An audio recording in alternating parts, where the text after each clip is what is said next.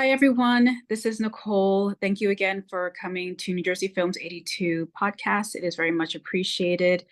Today, I am joined by Tracy Howard, a wonderful person and talent. She plays Emily Rogers in the film Eternal Words, and I'm very happy to have her as guest today. Hi, how are you? I am doing well. Thank you so much for doing this. Thank you. I would like to first start by first getting to know you a little bit more and having the audience get to know you. So why don't you tell us a little bit about yourself and your background in this industry? Well, I started out in regional theater. I worked in theater for years. And my parents were into theater, so it's not something that, I had just kind of started on my own. We went often to see shows, both Broadway and off Broadway, even like local plays. We were always doing something like that. And when you're a kid, you're always going to, the musicals, the obvious ones that take you to Annie and Barnum and Peter Pan, Merlin, whatever was out in the early 80s. And I remember the first time my dad took me to see a straight play. And he explained to me that, oh, there's no singing and dancing. It's just, just words. And I'm like, okay. And believe it was a Eugene O'Neill play. And I was just drawn into it. When I saw that, I was like, that's what I want to do. I didn't want to leave. And when I was a child, my mom always had soap operas on in the background. They do when you're a kid and you're always intrigued about, whatever your parents are watching on TV, the forbidden television. And I was just intrigued by the glamour and the language and all, like the figures of speech they used. I wanted to know what everything meant. And I remember distinctly the first time my sister told me that that was their job, like their everyday job. They got paid to do that. And I was like, people get paid to do that? Like that is their job? Like there was no turning back. Like that's what I'm going to do. Do you remember like around how old you were? Probably 3, 4 years old. Oh my goodness. So I never wanted to do anything else. Everything else was just like out of the question. That's what I'm going to do. So when you told your parents, this is what I want to do. I've always just known because it's pretty much since I could talk, and they just kind of laughed it off. Okay. They're like, sure. Exactly. Did you like do any productions, like plays when you were in like elementary school or high school? They didn't much in elementary school. We had like a summer theater program in my town that a lot of us went to. We learned a lot there. And I went to an acting camp every summer at a local college. And it was an amazing program because at a young age, instead of, teaching kids, go act like, a giraffe or a monkey, we learned method acting. Oh. And we would do all sorts of acting exercises, and it was a much more serious class. It was like nothing I'd ever been to before, and they were actually teaching us instead of like theater games or playing through improvisation. So it really impacted me. It was an awesome opportunity. And it's fact, the group I started that with, I guess in third grade, we actually still keep in touch together over Facebook. We have an alumni group and talk about what an amazing experience it was. And a lot of them have gone on to be successful actors. A lot of them work in various showbiz careers. Wow. And it stemmed from that camp. That's amazing. Does that camp, I'm guessing that camp does no longer exist? No longer exists, unfortunately. Oh, yeah, that sounds like an amazing opportunity. The fact that you said like it's like a method, it's a way of acting was the method teaching. Mm-hmm. That is shocking. It's not what I was expecting you to say. People usually have it's not what you found through usual like children's classes or through, acting in like recreation centers. They treated us like adults who were studying the art of theater. The last interview I did, it was with Asha, and we were talking about, support systems, things like that. And it sounds like you did have a good amount of support and had like a great opportunity to just really grow as an actress. The show that I've worked on or production that I've worked with, we have met and, become friends with whoever you're working with. And we all just get each other. We all have the same drive that we feel like somebody who doesn't do this for a living, they just don't understand. Right. It's just something that's there that, you can't even question. That's what you're going to do. Hmm.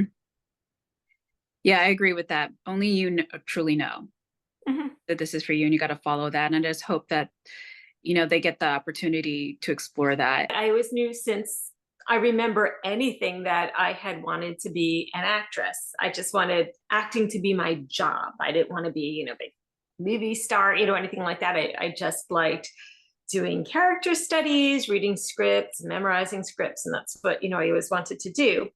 So I went to college and I majored in theater and television production.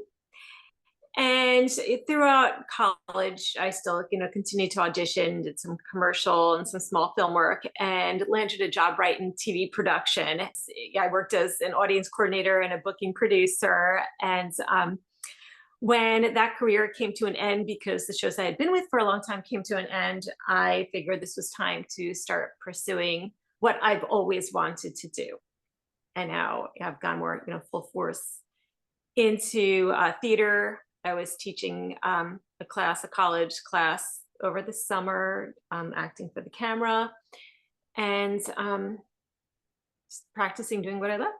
Did you have anyone that, was like a cheerleader for you? I feel like most of my support and my encouragement came from teachers or professors I had in college, directors that I've worked with primarily. And when you work in an industry like this, I mean, you have to be your own self-supporter. I mean, you have to have a thick skin and you have to be motivated. Like you are in what you do with directing, you have to push your own work because nobody else is really going to do it for you. There's a lot of competition.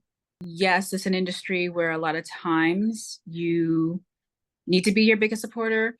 You will find people that will see what you're doing. I almost wanted to say like see your worth and then And help you exactly, along. when you take a class and you're working with other actors, you can always pull something, and we all learn from each other, from somebody else, because we're all different. We all have our own methods that we all use, and we all learn from each other. And it's like-minded people. That's what's always great. Exactly. People understand you and who get you coming from the same place. Yes. So tell us about your experience in the industry and what that's like. How did you break through? How did that get started? I mean, at the time when I was younger, we didn't have social media like we do now. It was much harder to, find work. I remember going to Barnes and Nobles and reading the paper version of Backstage. In a way, things were simpler and harder at the same time. I mean, it was simpler because I feel like it was less competition when you had a newspaper in front of you and you can read it instead of being blasted on social media all over. I did, when I was in college, I interned at a couple of TV shows, but my favorite internship was in a casting office. And that's obviously where I learned a lot about the business and what they're looking for and the process of submissions and who they're taking submissions from and what they're looking for on a person's photo and resume. What are they looking for? Well, That was like a juicy insight. I can imagine that's also a lot of work to try and just because there's so many people that want to. it's not, and that's the sad part, because I would open, I mean, this is the time when people would send them in. It wasn't, digital, or we weren't emailing them in at the time. And I used to open all the envelopes and we would get hundreds and hundreds of submissions a day. And my job, I was sitting in a back room, and people paid a lot for these back then too. I mean, it's not like that. Well, it's funny because I remember it was 58 cents a headshot to send back then. I mean, who knows what it would be now, but we don't send them via mail anymore. That's like the one thing that has actually gotten less expensive. And they would have me putting all the actors' headshots just in a box, and they would get shoved underneath the table. Now, anything that was submitted through an agency went right on the desk of the casting directors, and that's who they would look for, which kind of made it feel like sending in blind resume or headshot was kind of a waste of your own time and money. Oh, I mean, I wow. can't say it for everybody because every once in a while somebody does get hired from that. I was a member of AFTRA. I acquired a certain amount of credits. AFTRA no longer exists. It had merged with SAG. And they would have a night, I don't remember if it was once a year or twice a year, where you can sign up to meet with either production staff in the industry, whether producers, directors, or casting directors. And I knew exactly who I wanted to meet with. It was a casting director of a particular soap opera. So I was like right on top of that and signed up. And I prepared to do a couple of monologues for her. And I was so excited. I felt this is what I prepared for my entire life. So I went out and got a new outfit, haircut, and went over to the casting office. And I still think to this day, that was by far the best audition that I ever had. I was just on top of it. And this was for, she cast five and unders. Like she didn't cast lead or contract roles. So I went in there, did my thing full out, and I stopped and she was just staring at me and she goes, hold on. And she calls in the casting director and she goes, I want you to meet her. And I think, I mean, it was all a matter of timing. There was somebody, a character they were holding auditions for at that same time. And, you know, it's just a matter of luck. I pretty much hit the nail on the head and she came in and saw me. And I guess I had liked what I'd done. And I did not get that lead role that they were casting for, but she called me the next day and asked me to come in and start working. So, I mean, I did a lot of background in Under Five, and that's what kept me going. It gave me something to hold on to while I was still working in production and auditioning. I still had this on the side that was ongoing. And I'm sure that was still like a motivator for you. Totally. I mean, it still keeps me going today. It was Mhm. amazing. I mean, once I'm on the set, I'm like, oh my God, I'm here. This is what it's like, a weird feeling when you reach that point when you're in a place where like that has been your lifetime goal to be there and work there, and you're suddenly standing there. I'm like, I am here and I'm working here. In your journey so far, is there anything that stands out where you would change anything, or you were grateful for something that maybe didn't work out the way that you expected it to? Or is it just overall, you're like, I'll just take everything that just happened and I would do it all over again? Well, it's a combination of questions, but I think what I would do differently is I would go back. I put my production career first because that is what paid my rents.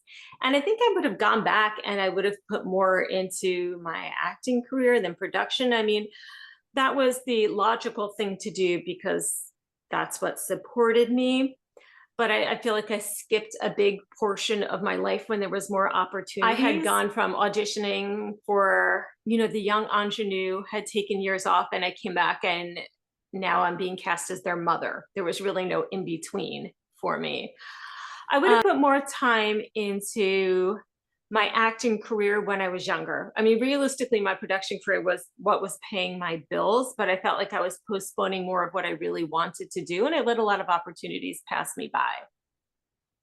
So if you But could, if you go back to your younger self and say that. I would go back to my younger self, but then again, I don't regret anything that I did, that I've done. You know, I've learned a lot. I've met amazing people along the way. A lot Mhm. of friends, great experiences, building up my own resume.